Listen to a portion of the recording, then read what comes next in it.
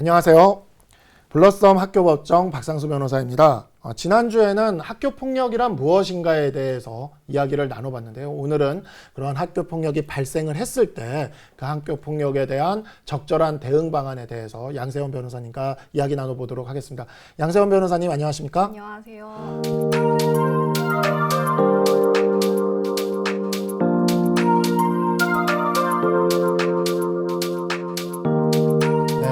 학교 폭력에 대해서 지난주 저희가 강 변호사님과 이야기를 한번 나눠봤는데요.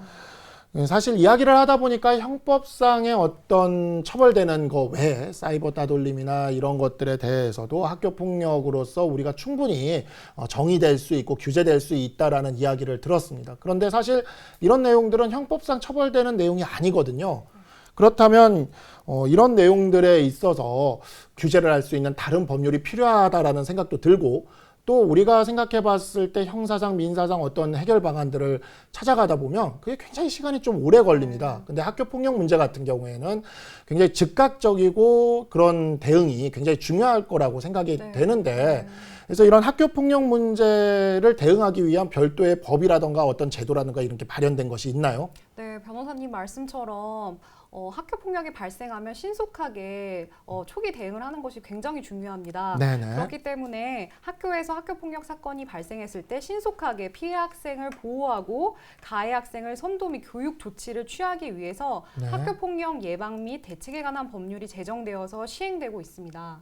역시 이에 대한 특별법이 제정되어서 시행되고 있군요. 그렇다면 실제 이제 교육 현장에서, 그러니까 학교 현장에서 학교 폭력이라는 문제가 발생을 했을 때 이 피해 학생들은 어떠한 방법으로 자신의 그 피해 사실을 알릴 수가 있을까요? 네, 피해 학생과 또 피해 학생의 학부모님께서는 학교 폭력 사건이 발생하였을 때 많이 당황하실 텐데요.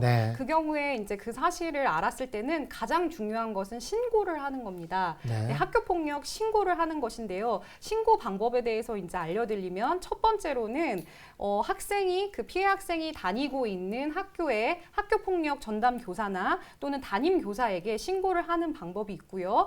두 번째로는 117 이 세 가지 번호를 기억해 주셨으면 합니다. 117이요? 네, 117입니다. 네, 학교 폭력 신고를 할 수 있는 그 전화번호입니다. 그래서 이 번호로 전화를 하시면 전문 상담사 선생님들께서 그 학교 폭력에 대한 신고를 또 접수해 주고 계십니다. 세 번째로는 학교마다 학교 폭력 전담 경찰관들이 배정이 되어 있습니다. 그렇기 때문에 이분들에게 연락을 취하셔서 학교 폭력 신고를 하실 수도 있습니다. 어느 기관에 신고를 하든 학교로 반드시 통지를 하도록 되어 있고요. 학교에서 이 학교 폭력에 대한 처리 절차를 진행하는 것은 동일하기 때문에 그 부분은 걱정하지 않으셔도 됩니다. 또한 신고를 하실 때 좀 유의할 점이 있는데요. 신고를 하실 때는 명확하게 본인들이 상담을 하는 것이 아니라 학교 폭력을 신고하는 것이라는 점에 대해서 의사표시를 해주셨으면 좋겠고요. 또한 신고하기 전에 그 학교 폭력과 관련된 좀 증거 자료들이 있으면 그런 자료들을 확보하는 것도 필요할 것 같습니다. 네, 이러한 신고 방법들이 굉장히 다양하게 마련되어 있는 것 같은데요. 그렇다 하더라도 역시 뭐 민형사상의 해결책에 비하면 학교폭력위원회나 이런 데서 이제 처분이나 이런 걸 통해서 해결하는 것은 좀 더 빠르긴 할 것 같지만 또 학교폭력은 그냥 실시간으로 항상 벌어지는 경우가 많거든요.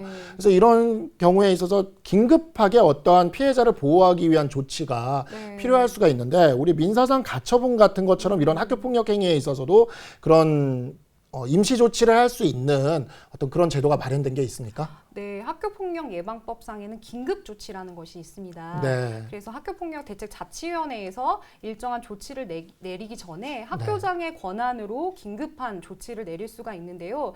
일단은 피해 학생 같은 경우에는 뭐 전문적인 상담가를 통한 심리 상담이라던가 만약에 안정이 필요하면 병원이나 또한 가정에서 요양을 할 수 있는 그런 긴급조치를 내릴 수가 있습니다.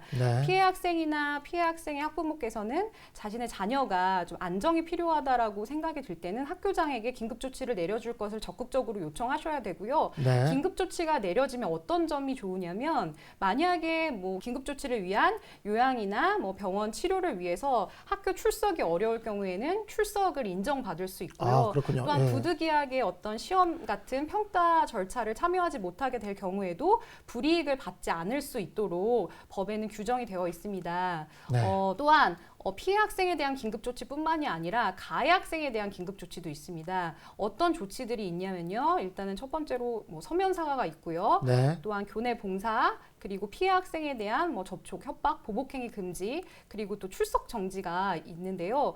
특별히 이제 피해 학생과 가해 학생이 같은 뭐 반에서 수업을 듣고 있다던가 아니면 같은 층에 반이 있어서 좀 계속 마주칠 염려가 있는데 피해 학생의 경우 계속 학교를 다니고 싶다라고 할 경우에는 학교장에게 가해 학생에 대한 출석 정지, 긴급 조치를 내려달라고 적극적으로 요청을 할 수 있을 것 같습니다. 네. 이 경우 피해 학생에 대한 명확하게 요청할 수 있는 권한이 법에 규정되어 있지는 않지만 학교장은 뭐 첫 번째로 만약에 2명 이상의 가해 학생이 지속적으로 또 반복적으로 학교 폭력을 행사했던 경우라던가 2주 이상의 전치가 나오는 상해가 발생했다는 경우나 또한 보복적으로 보복 행위로 학교 폭력이 발생한 경우나 또한 그 밖에 긴급하게 피해 학생에 대한 보호 조치가 필요하다라고 인정될 경우에는 가해 학생에 대한 출석 정지를 내릴 수 있도록 법에 규정되어 있습니다. 네. 따라서 자신의 자녀가 이런 학교 폭력 지금 상황에 처해 있다라고 판단이 되실 경우에는 학교장에게 가해 학생에 대한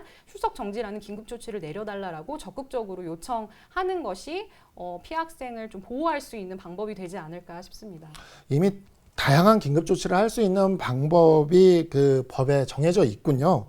그렇다면 학교폭력위원회에서 이 사안 진상을 조사하고 그런 다음에 이제 피해 사실이 인정될 경우 학교폭력위원회에서 최종적으로 내릴 수 있는 조치는 어떤 조치들이 있을까요? 네, 학교폭력 이제 대책위원회에서 가해 학생에게 내릴 수 있는 뭐 조치로는 첫 번째로는 서면 사과가 있습니다. 서면 네. 사과는 이제 말 그대로 가해 학생이 서면으로 피해 학생에 대한 어떤 사과의 내용들을 기재하여서 주는 거고요. 네. 두 번째로는 피해 학생에 대한 뭐 접촉, 협박, 보복행위 금지라는 조치가 있는데요. 이거는 가해 학생이 피해 학생 뭐 근처에 네. 접근을 한다던가 말을 건다던가 이런 행위들을 금지하는 조치입니다. 그 세 번째로는 교내 봉사가 있는데요. 이거는 학교 안에서 뭐 베란다를 정리한다던가 네. 또 화단을 청소한다는 등의 봉사 활동을 하는 거고요. 다음으로는 이제 사회 봉사가 있는데 이거는 학교 밖에 있는 기관에 나가서 가해 학생이 봉사를 하는 조치고요.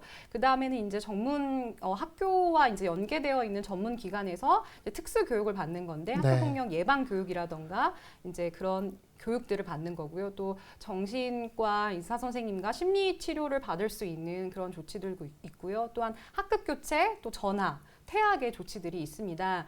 이러한 가해 학생들에 대한 조치는 단순한 처벌을 목적으로 하는 것은 아니고요. 가해 네. 학생을 선도하고 교육하기 위한 교육적 조치라는 것에 대해서 피해 학생과 가해 학생 간의 이해가 있었으면 좋겠습니다.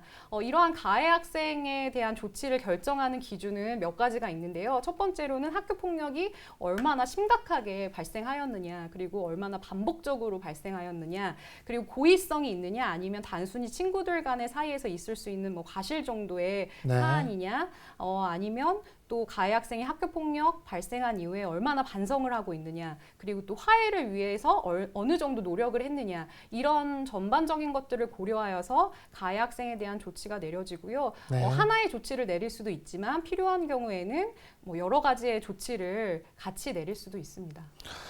네. 학교 폭력이 발생을 했을 때 어떻게 대응할 수 있고 또 어떠한 처분이 내려질 수 있는지에 대해서 오늘 양세형 변호사님을 모시고 이야기를 들어봤습니다. 사실 학교 폭력 문제 같은 경우에 그 발생하지 않는 게 가장 좋은 네, 일이겠죠. 그렇죠. 예. 네. 그렇지만 발생하게 됐다면 피해 학생은 최대한 빨리 신고를 할 수 있어야 할 거고 또 이제 그 학교 당국이나 또는 이제 부모님들의 경우에 있어서는 최대한 빨리 적극적으로 개입해서 정확하고 가장 좋은 그런 해결책을 제시할 수 있어야 할 것이라는 생각이 듭니다. 다음 시간부터는 본격적으로 학교 폭력의 개별적인 사례를 가지고 학교 폭력 문제가 발생했을 때 어떠한 발생 유형이 있는지 그리고 각 유형별로 어떻게 대응해야 하는지에 대해서 함께 이야기를 나눠보도록 하겠습니다. 오늘 좋은 말씀 주신 양세형 변호사님 감사합니다. 감사합니다.